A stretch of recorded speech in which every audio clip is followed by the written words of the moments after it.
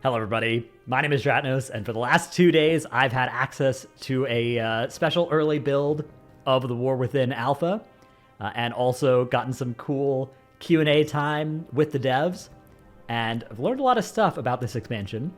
In this video, I'm going to do my best to explain all of that, everything that I've learned about War Within.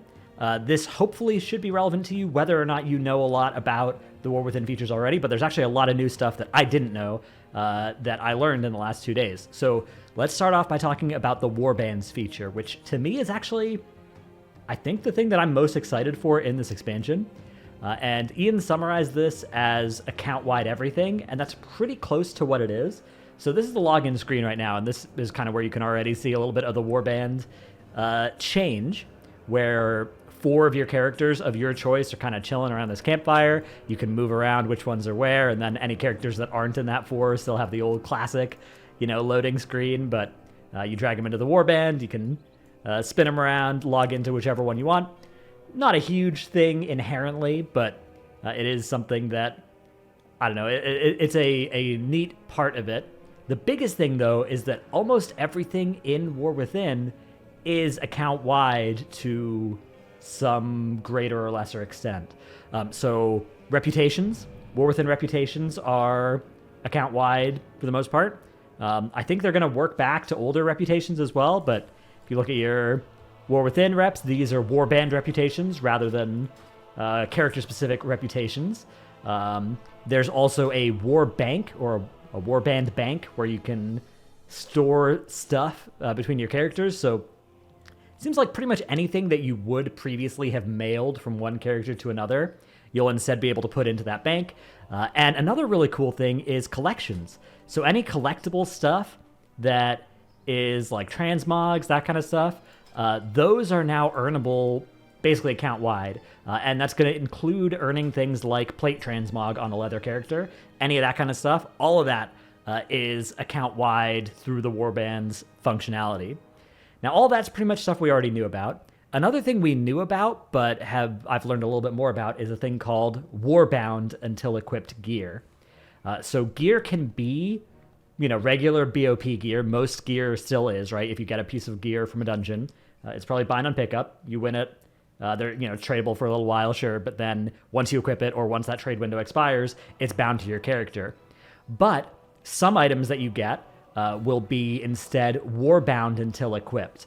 And we don't know the specifics plan yet for the item levels of all this stuff, but at BlizzCon we saw an example, I think was given that like a heroic raid boss might also drop for you a normal eye level warbound until equipped piece that you could then mail to your alts. And so you could be playing a monk like this character, right? And then you kill a boss, for instance, and you could get a mage staff that's warbound until equipped, that's a little bit lower eye level, but you could mail that then or put it in your war bank or whatever, and your mage could take that, and then they would have a very good, if they're an alt, right, if you've just leveled up a new mage, instead of them having, a leveling staff, now they've got a normal raid staff, basically, out of the gate there. Now, the eye levels on that are something that I'm still not clear exactly, and I think it's not locked down yet, but it turns out there's also going to be a currency of some kind that you'll be able to use to purchase Warbound gear for alts as well. And that currency is also going to, I think it's going to come from multiple sources. This is also something that I heard referenced in one Q&A answer, so I'm doing a lot of extrapolation here, but they mentioned, I think, that it would come from delves and more. So that kind of segues us into what are delves. So delves are this content that I think it's fair to describe them as basically like a little quest in a cave, or like a medium-length quest chain that you do in a cave.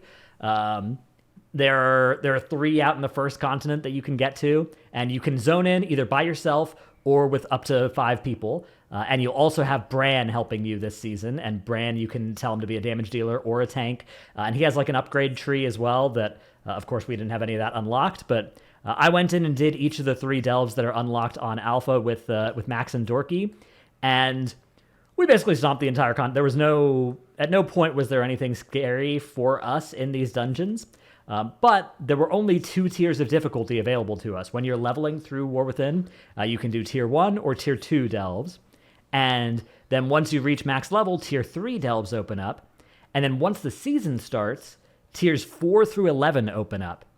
And tier 8 is the highest level rewards. Tier 9, 10, and 11, I guess, are just prestige. But there's not actually higher eye level rewards. And it looks like it caps out at currently like heroic eye level Great Vault rewards. Heroic raid level gear that you can get from the Great Vault from doing delves. And the delves, I mean, for us, they were like 5 minutes each. You kind of run in, we had to rescue 10 scouts was this one. There are a couple of treasure chests around and a couple of rares around that you can choose to kill. There's like a quest you can pick up that you usually turn in to somebody outside. And there were a couple of these like kind of Torghast power style things, but I didn't see any choices. They were all just like, not a choice, right? You just get a power. And this power, for instance, that I got in this footage was a minute of immune to damage, which obviously is pretty powerful. Then kill this rare. Oh, now I have a thing that allows you to double jump, and when you double jump, you heal. So pretty neat little power. I would say that the tier 1 and tier 2 level delves were they were tuned to a point where there was just absolutely no difficulty in the combat, nothing like that. Which I'm hopeful that the higher tiers will have something like that. If the content, for the content to be interesting for me, there would have to be something like that in the higher tiers. Now, it's possible that delves are just not for me, right? It's possible that the type of player who's supposed to enjoy delves is disagreeing with that, in which case that's fine, and maybe delves are just supposed to be something that's not for me. But I have enjoyed previously some systems like Horrific Visions that I think delves could be like if they do have stuff like that in them. That I think it's definitely still a possibility, but we'll have to see what they actually look like at those higher tiers. As it stands right now, at least tier 1 and tier 2 delves were almost entirely stuff that I would only do if it was actually like optimal for some way for my characters, which it looks like it probably wouldn't be for any character that could do higher than a +5 key or that could do heroic raid or better. So that's at least something that is nice about them. But yeah, I was definitely not. There wasn't anything exciting for me in the delves that are currently testable on alpha. It's still a possibility that changing in the higher tier ones though, for sure. Now, when it comes to Raid and Mythic Plus, we do have some info about the first raid. It is available on the Dungeon Journal, at least, not testable yet, Nerubar Palace, and I've seen some concept art for it as well. It's a Nerubian-themed raid, and the last boss is the Queen of the Nerubians, and the fight has some amount of her ascending her web, and you, I guess, pursuing or scaling the web as well. All of the bosses are in here though in the Dungeon Journal. Obviously some of them have a greater or lesser extent of placeholders, and I haven't seen any like mythic mechanics on any of these fights yet in the Dungeon Journal either, but largely the fights are in the Dungeon Journal. When it comes to Raid and M+, War Within doesn't look like it's really doing anything to change the default paradigm of how Raids and M+ work, but they said they are looking at one problem with the upgrade system. So they like the item upgrade system. They like how that's worked out since it's been introduced in Dragonflight. But they did identify something that I really agree with, which is that one problem that it has had is that much of your power gains in a season are concentrated in the first few weeks. And then the remainder of the season, it feels like any power gains you're getting are extremely slow or non-existent, RNG based, that kind of stuff. So that is something that they're looking to fix, but they don't have anything to say how they're looking to fix that yet, but that's something that I'm excited to see. The other thing that they've announced, I think inadvertently got leaked during one of their interviews, and now they've announced it, so whenever this video comes out, I guess it's going to be public information, and this video might be the first you're hearing of it, is that Heroic Week is back. So there is going to be a week of Heroic Raid and presumably low-level M+, or maybe just M0s and maybe not M+, given that they're reworking how M+ key levels work. That's something that's going to be coming back in War Within. They went with Dragonflight with an experiment of not having Heroic Week, and I actually understand what they were going for. I think there's a degree of coolness associated with kind of everything dropping at once. So I was kind of surprised to see them revert this, but for me personally, it is going to make my life a whole lot less hectic for that first week. That first week for me has been, with the absence of Heroic Week, that's been like a indescribable amount of work for me personally. Now, obviously, I have a very special, relationship to the game that not a lot of other people do. So I'm curious what your thoughts are. I'm curious, those of you out there, how you feel about the return of Heroic Week. I know that a lot of my friends in high end guilds are going to are very happy about it as well, because it does reduce the pressure a lot from those sorts of players. Any players that do go into Mythic early and really focus on it, I think have overwhelmingly expressed a desire to return to the kind of chiller release schedule of a Heroic Week. But yeah, that is something that's changing in War Within. It also seems like M0, now that M0 is going to be a higher eye level thing, is also going to be delayed until the Heroic Week rather than being available in the first week of the expansion type time, as it has been in the past. And one thing they've definitely said they wanted to do is make sure that anybody who pre-orders War Within, the edition that gets you early access and gets those 3 days of early access, those 3 days they don't want to be something that you get a huge amount of power out of, that you feel like you're missing out on if you didn't get that pre-order. So to some extent, I think that's a little bit like having 3 more days to level more characters is power at the start of an expansion. That is something that nobody who's really trying to min-max is going to pass up on that. And there's a sense, obviously it's going to create a lot of FOMO in players, and that's going to drive people to purchase it. But it is good along the margins that they try and reduce that. And it does seem like they're, with stuff like when dungeons are going to be open, when any weekly lockout stuff opens up, they are trying to make sure that that's not something that's going to be a huge advantage. So I still hate it. I hate the 3-day early access thing, but it does seem like they're at least trying to make sure that it's not something that is like obviously pay to win. Okay, we also have class changes. So the 3 classes that received the biggest changes here are Monk, Warrior, and Druid. There are a couple other changes to some spec trees. There's some hero talent trees available on Alpha that weren't yet announced. Like there's one of the Shadow Priest trees. You get to move while casting Void Torrent. It's pretty sweet. But there are also overhauls to class trees for those 3 in particular: Monk, Warrior, Druid. And there are some changes to some spec trees kind of across the board. But I want to highlight the Monk one in particular. I'm probably going to have some videos out for Monk, Warrior, and Druid, where we look a little bit more in depth. But this is the new Monk class tree here. Actually, let me get my big old head a little bit smaller so you can see the bottom bit of this tree. All right, here we go. There's some really good stuff in here. So remember the old Monk tree used to have like 3 statues at the bottom, all of which sucked, all of which felt bad? That's all gone. There is the White Tiger statue, which says, invoking Juan also spawns a White Tiger statue at your location. I actually don't know what that one does if you're not playing Windwalker. I wonder if that's like, if that changes based on your spec. Let's see. Okay, so there's Black Ox statue here if you're a Brewmaster, and I assume if you're a Mistweaver that there's going to be a Jade Serpent statue there as well.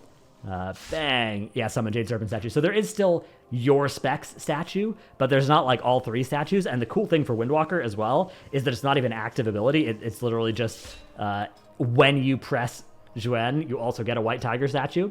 So they've made the 3 statues a lot less weird to be all at the bottom, and it looks like they've kind of embraced the idea of the spec trees changing a little bit or the class tree changing a little bit based on what spec you're playing, which over the course of Dragonflight we saw that happening a little bit more and more. For instance, Paladin, when they reworked Paladin, Holy Paladin just didn't get Unbound Freedom as an option. There was just an empty hole in their class tree where Unbound Freedom was for the other Paladins, and yeah, that's something that they've done a little bit more of here.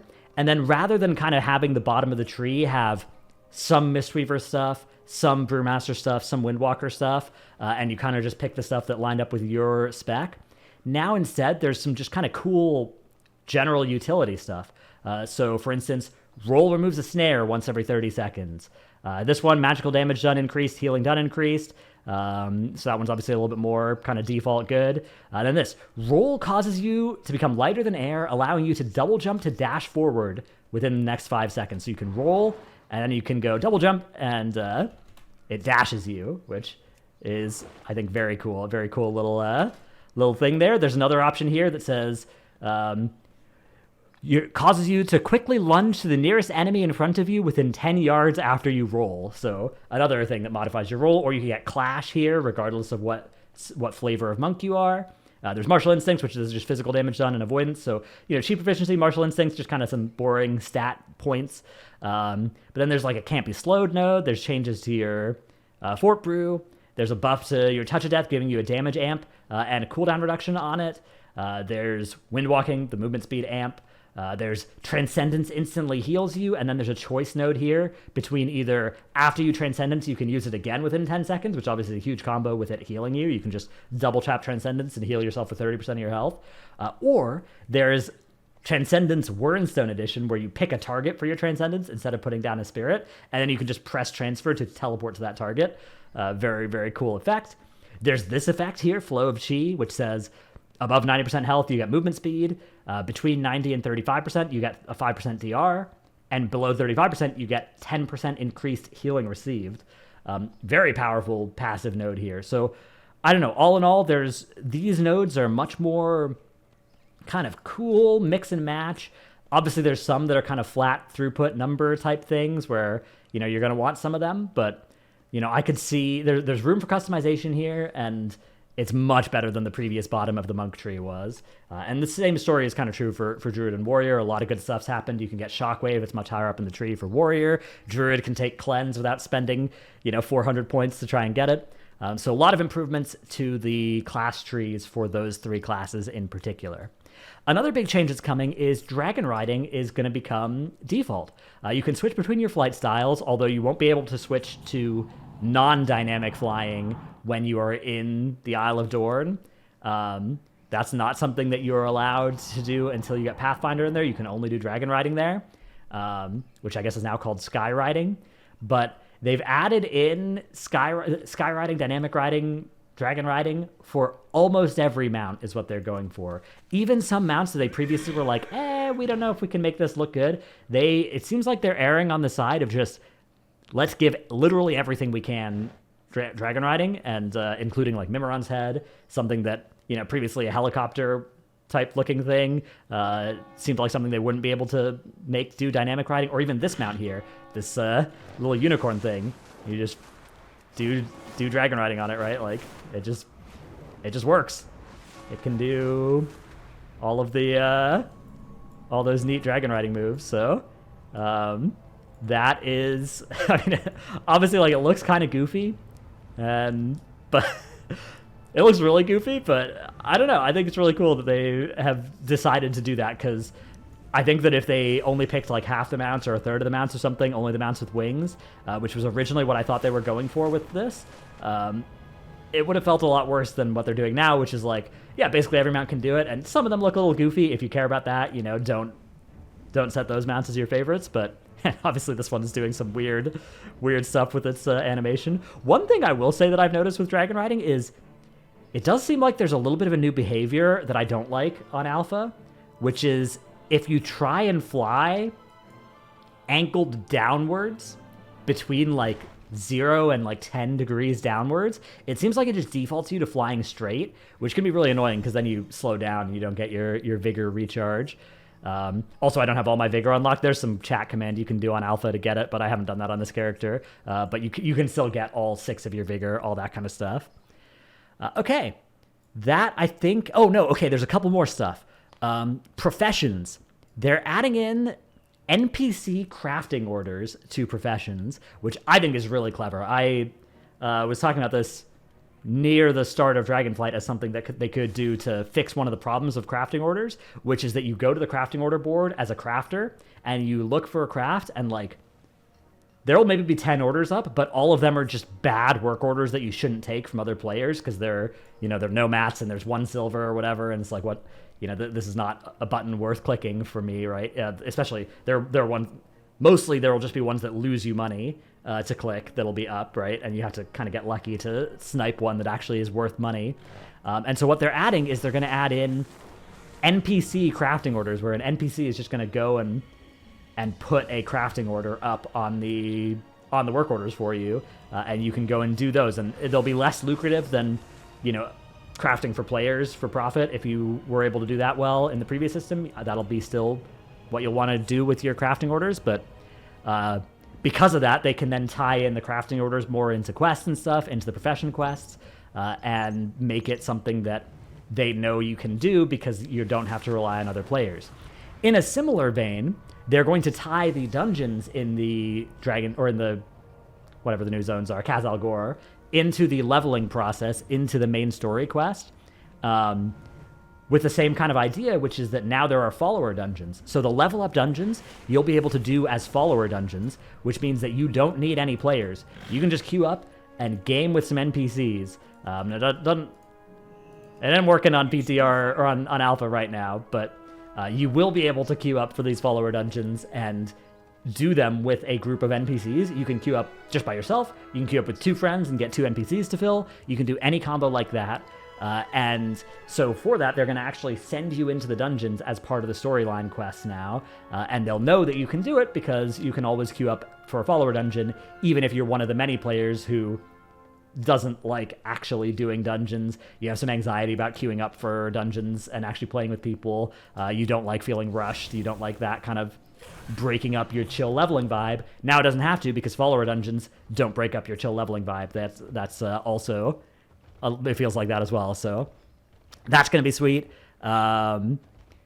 Yeah, I think that's everything that I can see on my little notepad of things that I've written down. I guess one final note is that if you are arachnophobic, you may be a little bit worried about the Nerubian zones that exist out there. I guess I won't show the model here just in case that is anybody watching. There is going to be an arachnophobia filter. Let's see if I can find it. Yeah, okay, arachnophobia mode that replaces spiders with crabs. So basically all spiders and spidery looking things you can turn into, it seems like mostly crabs, if you check the box on arachnophobia mode, which then sends you to a page that isn't up yet on their website if you click on this, but surely that will be there soon. But yeah, this is another neat little accessibility thing. If you are at all arachnophobic, you're a little bit worried about the Nerubian theme that is kind of the main, like the last leveling zone that we go through is Nerubian themed on alpha. Well, it's not up on alpha yet, but in the expansion. So yeah, that's what I have learned about from alpha for the last 2 days. I've ran all 3 of the delves. I'm not going to make any video content about those. My thoughts on them are earlier in this video, and I'll probably talk about them on an episode of the Pod EC with Max and Dorky that'll probably also be live at the same time as this video. I will, however, make some videos about the Monk Druid Warrior trees that have been revamped and overhauled. And I'll make a video about each of the 2 dungeons that are available on the current build of Alpha. I tested both of them twice each, and I think they're both pretty cool. There's at least, there's a few nitpicks that I have that you'll see in those videos, but yeah, those should be coming out. I'm not sure what the release schedule is going to be for videos here. I'm probably going to be blasting you guys with quite a few videos, though, over the next day or 2, so sorry about filling up your feed with spam if that's... that's something that happens. I got to get those videos out fast, though, before everybody else, before it's all outdated. Hope you've enjoyed this video. Let me know if you have any questions about anything that I said, and I will try and answer everything that I can, any clarifications about stuff that I know or don't know, down in the comments below. Thanks for watching, and I'll see you in the next one. Bye.